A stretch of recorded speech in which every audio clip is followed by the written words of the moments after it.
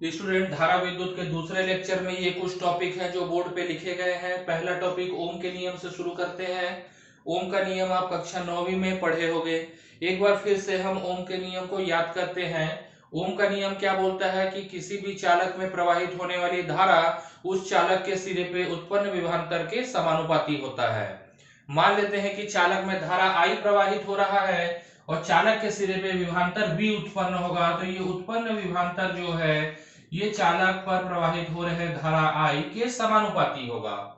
मतलब कहने का मतलब है कि जितना ज्यादा उस चालक में से आप विद्युत धारा प्रवाहित करेंगे, उसके सिरे पे उत्पन्न विभवांतर का मात्रा उतना ही ज्यादा होगा। जैसे ही आप ये समानुपात के चिन्ह को हटा देते हैं तो V बराबर यहां पर आ जाएगा I गुणित R। R को हम पहले लिख सकते थे लेकिन हमने बाद में लिखा। R यहाँ पर एक अनुपातिक नियतांक है जिसे हम कहते हैं चालक का प्रतिरोध। यहां पर R जो है इसको हम लोग बोलेंगे चालक का प्रतिरोध। चालक का प्रतिरोध क्या होता है? किसी भी चालक में से अगर आप विद्युत धारा को प्रवाहित करेंगे तो विद्युत धारा को वो एकदम आसानी से प्रवाहित नहीं होने देगा, कुछ ना कुछ विरोध करेगा। कोई चालक किस हद तक विद्युत धारा के प्रवाह का विरोध करता है, वही चालक का प्रतिरोध होता है। ठीक है, चालक का प्रतिरोध जो होता है उसका इकाई कैसे आप निकालेंगे, इसी सूत्र का आप प्रयोग कीजिए। तो R बराबर आप लिख सकते हैं V बटा I, मतलब विभवांतर बटे विद्युत धारा। तो इसका इकाई क्या हो जाएगा चालक के प्रतिरोध R का? विभवांतर का इकाई क्या होता है? वोल्ट। और विद्युत धारा का इकाई क्या होता है? एम्पियर। वोल्ट प्रति एम्पियर को ही हम लोग बोलते हैं ओम, और इसको ग्रीक अल्फाबेट ओमेगा से प्रदर्शित करते हैं। ठीक है, तो ओम का नियम क्या था? किसी चालक में प्रवाहित हो रही विद्युत धारा उसके सिरे पे उत्पन्न विभवांतर के समानुपाती होता है। V समानुपाती I लिख दिया, समानुपात का चिन्ह हटा, एक समानुपातिक नियतांक आया R। इस समानुपातिक नियतांक को हम लोग बोलते हैं चालक का प्रतिरोध। तो चालक का प्रतिरोध बराबर हो जाएगा विभवांतर बटे विद्युत धारा। चालक के प्रतिरोध का इकाई क्या हो गया? वोल्ट प्रति एम्पियर। तो वोल्ट प्रति एम्पियर को ही हम लोग क्या कह सकते हैं? ओम। अब यहां पर एक परिभाषित करना है हमको, एक ओम किसे कहते हैं। तो एक ओम बराबर मैं लिख सकता हूं 1 वोल्ट बटे 1 एम्पियर। इस रिलेशन से आप चाहे तो एक ओम को परिभाषित कर सकते हैं। आप लिख सकते हैं यदि किसी चालक में इकाई विद्युत धारा प्रवाहित करने पर उसके सिरे पर इकाई विभवांतर उत्पन्न हो जाए तो हम कहते हैं कि चालक का प्रतिरोध 1 ओम है। तो ये हो गया हमारा ओम का नियम। ओम का नियम काफी इंपॉर्टेंट है, लेकिन हर एक पदार्थ जो होता है ओम के नियम का पालन नहीं करता है। ऐसे पदार्थ जो ओम के नियम का पालन करते हैं उसे ओमीय प्रतिरोध कहते हैं, और ऐसे चालक जो ओम के नियम का पालन नहीं करते हैं उन्हें अनओमीय प्रतिरोध कहते हैं। ऐसे चालक जो ओम के नियम का पालन करते हैं उनके लिए अगर हम वोल्टेज V और करंट I के बीच में एक ग्राफ खींचेंगे तो हमको एक सीधा एक ऐसा सरल रेखा मिलेगा, और इसके हर एक बिंदु पर वोल्टेज और करंट का जो अनुपात है वो प्रतिरोध R का मान देगा।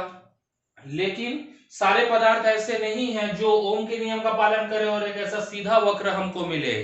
हमें अध्याय 14 में अर्धचालक पढ़ना है। अगर हम अर्धचालक की बात करें तो अर्धचालक का ग्राफ जो होता है वोल्टेज और करंट के लिए अगर हम खींचे, इधर करंट ले लेते हैं y अक्ष में, इधर वोल्टेज ले लेते हैं, इसका ग्राफ कुछ ऐसे बनेगा। आप यहां देख सकते हैं कि आपको एक सीधा वक्र नहीं मिल रहा है। तो यहाँ पर अर्धचालक जो है एक अनओमीय प्रतिरोध की तरह कार्य करता है, जबकि धातु जो होते हैं साधारणतः वह ओमीय चालक की तरह काम करते हैं। मेरे ख्याल से ओम का नियम आपका क्लियर हो गया होगा। अगला टॉपिक है हमारा विशिष्ट प्रतिरोध या प्रतिरोधकता। प्रतिरोध जो होता है, देखिए किसी भी चालक का प्रतिरोध R जो होगा वो चालक के लंबाई के समानुपाती होगा। मतलब चालक जितना ज्यादा लंबा होगा उसका प्रतिरोध उतना ही ज्यादा होगा।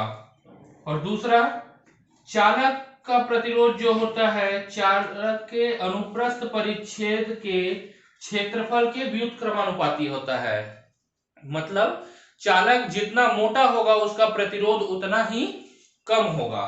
ये ठीक वैसे ही है, देख लीजिए, मान लीजिए कि एक गली है जो ज्यादा चौड़ा है, बहुत सारे लोगों को निकलना है, तो चौड़ी गली है तो आसानी से लोग निकल जाएंगे। अगर पतला सा सकरा सा गली है तो क्षेत्रफल कम है, लोगों को निकलने में दिक्कत होगा, मतलब प्रतिरोध ज्यादा होगा। तो कोई भी चालक जो है, जैसे चालक क्या है, चालक होते हैं जैसे विद्युत के तार, ये चालक है, मान लेते हैं चालक की लंबाई L है और अनुप्रस्थ काट का क्षेत्रफल A है। तो लंबाई जितना ज्यादा होगा प्रतिरोध उतना ज्यादा होगा, और अनुप्रस्थ काट का क्षेत्रफल जितना ज्यादा होगा उतना ही प्रतिरोध कम होगा। इन दोनों संबंधों को आपस में मिला दीजिए तो R समानुपाती हो जाएगा L बटा A। समानुपात का चिन्ह हटेगा तो R बराबर आ जाएगा, एक समानुपातिक नियतांक है, इसको हम लोग रो से प्रदर्शित करते हैं। रो गुणित आ जाएगा L बटा A। रो जो है इसको हम बोलते हैं चालक के पदार्थ की प्रतिरोधकता या विशिष्ट प्रतिरोध। चालक के पदार्थ की प्रतिरोधकता।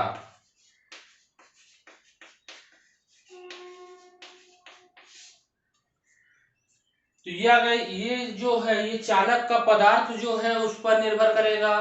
चालक कई प्रकार के होते हैं, चांदी के होते हैं, तांबे के होते हैं, लोहे का हो सकता है, जस्ते का हो सकता है। तो पदार्थ क्या है उस पर निर्भर करेगा इस रो चालक का प्रतिरोधकता का मान। प्रतिरोधकता को हम विशिष्ट प्रतिरोध भी कहते हैं। अब इसका इकाई देख लेते हैं क्या होगा।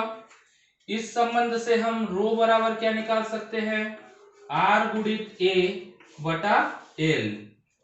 तो यहां पर देखिए प्रतिरोध का इकाई क्या होगा, ओम, क्षेत्रफल का इकाई होगा स्क्वायर मीटर, लंबाई का इकाई होगा मीटर। तो ये मीटर स्क्वायर मीटर कट गया तो ओम मीटर, ये हो गया हमारा प्रतिरोधकता का इकाई। विशिष्ट प्रतिरोध मेरे ख्याल से आपको क्लियर हो गया होगा। अब अगला टॉपिक देखते हैं धारा घनत्व। ऊपर का मेरे ख्याल से आपने नोट कर लिया होगा, इसको मिटा देते हैं।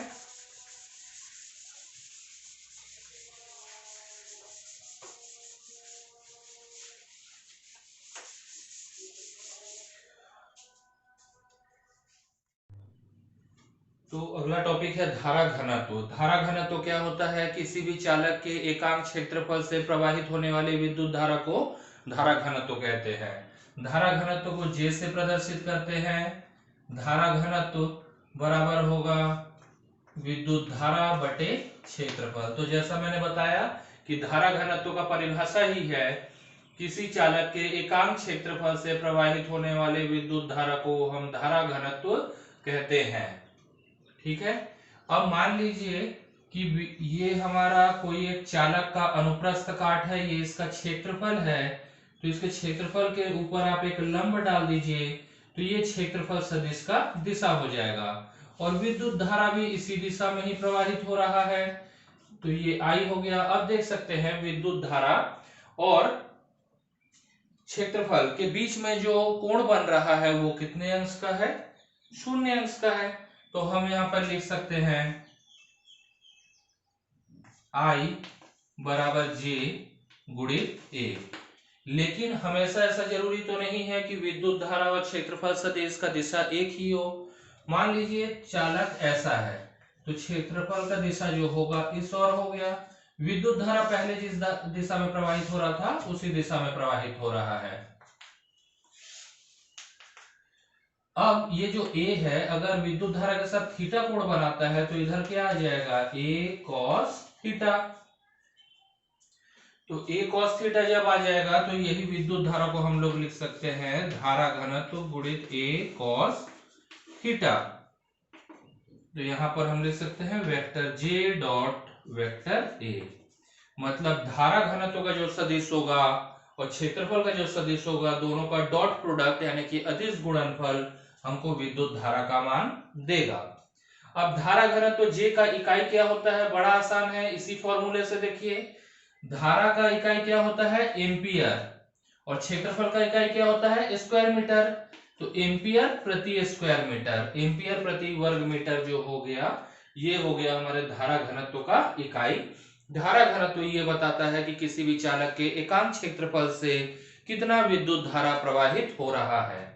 ठीक, इसके बाद आ जाते हैं चालकता। अभी तक हम लोगों ने प्रतिरोधकता पढ़ा है, प्रतिरोधकता क्या, प्रतिरोध पढ़ा है, प्रतिरोधकता भी पढ़ा है। प्रतिरोध क्या बताता है कि कोई भी चालक अपने अंदर से किस हद तक विद्युत धारा को प्रवाहित होने नहीं देता है, उसको प्रतिरोध बोलते हैं। तो चालकता जस्ट उसका उल्टा है कि कोई भी चालक अपने अंदर से किस हद तक विद्युत धारा को प्रवाहित होने देता है। तो चालकता जो होता है प्रतिरोध के व्युत्क्रम के बराबर होता है। चालकता बराबर होगा 1 बटे प्रतिरोध। प्रतिरोध का व्युत्क्रम चालकता है। प्रतिरोध ज्यादा होगा तो चालकता कम होगा, चालकता ज्यादा होगा तो प्रतिरोध कम होगा। अब इसका इकाई क्या होगा? आप जानते हैं कि प्रतिरोध का इकाई जो होता है वो ओम होता है। तो यहां पर 1/ओम यानी प्रति ओम, प्रति ओम हम लिख सकते हैं। प्रति ओम को ही हम लोग एक शब्द पढ़ते हैं मो, प्रति ओम को ही हम लोग क्या पढ़ सकते हैं? मो। तो जो चालकता होता है उसका इकाई क्या होता है? मो या प्रति ओम। ये हो गया चालकता। इसके बाद अगला आता है वाहकता। जैसे प्रतिरोध का व्युत्क्रम चालकता देता है, वैसे विशिष्ट प्रतिरोध अर्थात प्रतिरोधकता का व्युत्क्रम वाहकता देता है। वाहकता को हम लोग सिग्मा से प्रदर्शित करते हैं। सिग्मा बराबर होता है 1 बटे विशिष्ट प्रतिरोध, या जिसको बोलते हैं प्रतिरोधकता, जिसे रो से प्रदर्शित करते हैं। विशिष्ट प्रतिरोध का इकाई क्या होता था? ओम मीटर। तो यहां पर हो जाएगा प्रति ओम प्रति मीटर। इसी प्रति ओम को ही हम लोग क्या लिख सकते हैं? प्रति ओम को ही हम लिख सकते हैं मो प्रति मीटर। तो ये हो गया वाहकता। प्रतिरोध का उल्टा चालकता, प्रतिरोधकता का व्युत्क्रम वाहकता। मेरे ख्याल से ये 5 टॉपिक आपको अच्छे से समझ में आ गया होगा। कुछ डाउट होगा तो आप मुझे कमेंट कर सकते हैं। इस लेक्चर से संबंधित जो भी आपका फीडबैक हो कमेंट के माध्यम से मुझे जरूर बताइएगा। अगर ये लेक्चर आपको उपयोगी लगा होगा तो एक लाइक जरूर प्रेस कीजिएगा, और ये जो टॉपिक है इनको एनसीईआरटी की किताब से एक बार जरूर पढ़ने का प्रयास कीजिएगा। मेरा लेक्चर देखने के बाद अगर आप एनसीईआरटी को एक बार पढ़ने का कोशिश करेंगे तो आपको ज्यादा समझ में आएगा, कॉन्सेप्ट ज्यादा क्लियर होगा। Thank you.